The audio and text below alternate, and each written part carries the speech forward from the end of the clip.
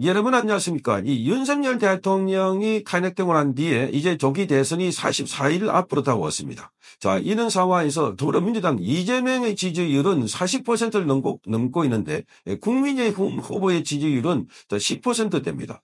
자, 이 뭐 한 자릿수에서 부자릿수 겨우 이렇게 되고 있는데 자, 이 이유가 뭘까? 이재명이 뛰어난 인물일까? 이재명은 여러 가지 범죄 혐의와 관련해서 지금 재판을 받고 있습니다.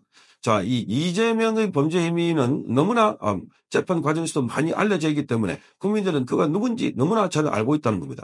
이재명을 지지하는 사람들, 그 골수 분자 몇몇 빼고는 그야말로 많은 사람들이 지금 이 수표에 관심을 갖지 않고 있는 것 아닐까. 국민의힘의 후보들의 지지율이 낮던 것은 이 개별 경쟁력이 떨어지는 게 아니라 전체 프레임에서 윤석열 대통령이 속 빠지면서 거기에 함께 지지자들이 지금 무관심을 보이고 있거나 아예 포기하고 있는 것이다 하는 분석도 나오고 있습니다. 자, 윤석열 대통령 시절에 다문화 비서관을 했던 김성회 씨가 오늘 SNS에 글을 올리는데 이런 내용을 잘 설명해 주고 있습니다. 자, 이 21대 대통령 후보에 도전하는 후보들의 지지율을 보면 마치 이재명이라는 거인에게 도전하는 일곱 난장인을 보는 것 같다 이렇게 말했습니다. 이재명의 지지율은 44에서 48%를 넘고 있는데 반면에 국민의힘 후보들은 2에서 12% 정도라고 밝히고 있습니다. 자, 그러니 그래프로 보면 하나의 거인에 도전하려는 일곱 난장이들의 경쟁처럼 보인다라고 지적을 합니다. 오죽하면 한도수 총리가 범보수 진영 2위에 올라서기까지 하겠는가 이렇게 적었습니다. 이쯤 되면 국민에 대한 국민의 외면이라고 국민의힘에 대한 국민들이 외면이다. 이렇게 봐도 무방할 것 같다고 말했습니다.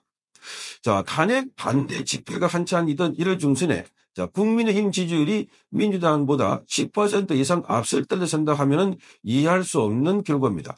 심지어 당시 여론조사에서는 국민의힘의 김문수 후보가 매일신문 기준으로 46%를 보였고 이재명은 41%였습니다. 김문수 후보가 이재명보다 무려 5%포인트나 앞서기도 했습니다. 자, 그런데도 불구하고 지금 상황에서는 이렇게 떨어진 이유가 뭘까? 무엇이 이런 변동을 가져왔을까? 그것은 바로 국민의힘에서 헌재 탄핵 심판을 인정하고 승복한 것이다. 그리고 사과하고 반성한다는 메시지. 자, 이걸 드러냈다는 겁니다. 즉, 패배를 인정한 것이고 승복하겠다고 한 것이다. 그렇게 패자님을 자처했는데 누가 그들을 따르겠는가 하고 비판한 겁니다. 자, 그러니까 지금 밖에 나가보면 좀 더 플랜카드도 뭐 책임을 회피하지 않겠습니다. 뭐 죄송합니다. 뭐 이런 식으로 붙여놨습니다. 자, 그러니 뭐 거듭나겠다, 죄송하다, 책임을 지겠다, 뭐 이런 걸 해놨으니 지금 진정과 같은 상황에서 한쪽에 패기를 들고 우리가 잘못했다고 하는데 누가 표를 주겠나. 특히나 자기를 지지하는 사람들은 더더욱더 여기에 지금 자기감이 들어서 외면하고 있다는 겁니다. 자, 그러면서 지금 김성애 전 비서관을 이렇게 말합니다. 지금 국민의힘 어느 후보도 자, 윤어게인 운동과 결합할 수 없는 상황이라는 점을 지적하고 있어요. 윤어게인. 그래도 윤 대통령 탄핵 사태가 체제 전쟁임을 분명히 한 경우는 나경원 후보 정도다. 자, 윤어게인 운동과 어느 정도 접점을 형성하는 상황이라고 말하고 있습니다. 윤어게인. 그렇게 나경원 의원은 지난번에도 윤석열 대통령의 탄핵, 윤석열 대통령 체포, 거기 앞장서서 윤상현 의원과 이철규 의원 등등 함께 나서서 막았던 인물입니다. 막았던 인물이다. 만약에 김문수 후보가 탄핵 심판 승복을 선언하지 않고 헌재의 부당한 탄핵 심판에 대한 국민의 재심판을 내걸고 대선에 임했더라면 어떻게 됐을까? 그러니까 김문수 후보가 지금 윤석열 대통령의 탄핵이 잘못했다. 자, 이 윤석열 대통령 탄핵에 대한 국민의 심판을 받겠다. 내가 대신 받겠다라고 하고 대선에 나섰더라면 어떻게 됐을까 하는 겁니다. 아마 김문수 후보는 이재명만큼이나 압도적인 지위를 유지했을 것으로 생각한다. 그러니까 윤석열 대통령이 받았던 지지율이 그대로 김문수 후보까지 와서 자, 이 40% 50%까지 오지 않았을까? 그러면 이 양바 말하자면은 이 양쪽 진영의 양쪽의 호각지세를 이루어서 그래서 이 용과 호랑이 싸움처럼 그렇게 되지 않았을까 이렇게 보는 겁니다. 이렇듯 이 항복을 하거나 현실을 핑계로 패배를 인정한 장수를 따를 평선은 없다 하는 겁니다. 장수는 포로가 되어 목이 잘릴지언정 결코 자신의 정당성을 부정해서는 안 된다 하는 것을 말하고 있습니다. 그것이 자신을 따랐던 병사들, 국민에 대한 도리고 어리다 이렇게 말하고 있습니다. 그렇지 않은 장수는 어리를 저버린 장수라고 말하고 있습니다.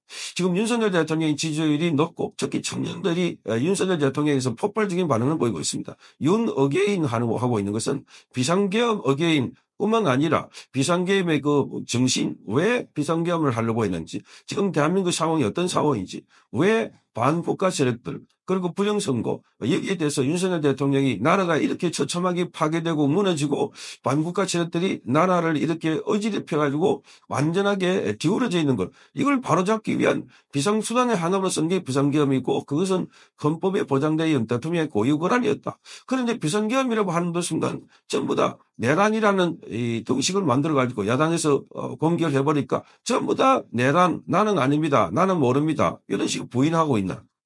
이러니까 전부 다 내란 이꼬르 중형. 그러니까 지금 윤석열 대통령의 이 비상계엄은 내란이 돼버립니다. 아니 대통령이 왜 내란을 합니까? 대통령이 내란할 이유가 뭐가 있습니까? 대통령이 내란해가지고 얻는 이익이 뭐가 있습니까? 그 위에 자리가 있습니까? 대통령이 왜 쿠데타를 합니까? 대통령이 지금 왜 분열을 합니까? 말이 안 되는, 앞뒤가 맞지 않는, 조금만 생각해봐도 이해가 되는 이런 부분들을 지금 이 국민의힘의 대권 주자들은 간과하고 있다. 왜 윤석열 대통령을 얻지 못하? 왜 윤석열 대통령을 말하자면 앞에 내서지 못하? 아니면 저도 윤석열 대통령의 정신에 대해서는 강조를 하지 못하고 있나? 전부 다 부정하게 바쁘다. 그러니 국민들은 지지하는 사람이 많은데, 그런데 대권 후보들은 그 차별을 해놔놓고 선을 꺼버렸다. 이게 단절입니다. 지지 세력과의 단절이고 자기들을 지지하는 기관과의 단절이고, 기관이 붕괴되니까 붕 떠가 있는, 그러다 보니까 지지율이 너무나 힘들었다는 겁니다. 그래서 김선회 이 다문화 전 비서관은 이렇게 말합니다. 그런 어리없는 장수를 따를 국민은 없다는 겁니다. 그것이 국민의힘 후보의 지지율이 올망졸망한 도토리가 되고 일곱 난장이처럼 되어버린 이유다 이렇게 말하고 있습니다. 아주 탁월한 분석으로 보입니다. 지금 바깥에 나가보면 국민들이 뭘 이야기하고 있는가?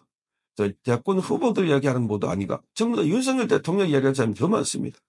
비상계엄을 왜 했는지. 그게 말이 되나? 윤석열 대통령이 비상계엄이 내란이라는 게 그게 말이 되나?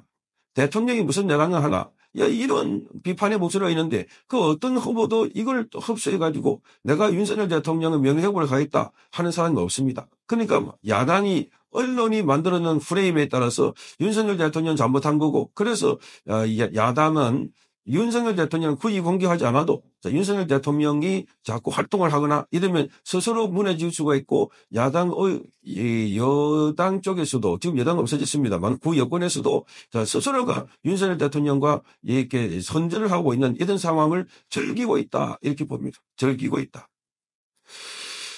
그러니 지금 많은 사람들이 출마를 하는데도 지지율이 이렇게 올망졸망하게 이 10%대에서 머물고 있는 것은 바로 거기에 윤석열을 빼버렸기 때문이다. 정말 어리석은 선거 전략이 아닌가 그런 생각이 듭니다. 오늘 4명을 발표하게 되는데 이들이 앞으로 전략도 좀 많이 수정해서 윤석열을 얻고 그래서 이재명과 싸우기를 기대해 봅니다. 성창경 TV였습니다.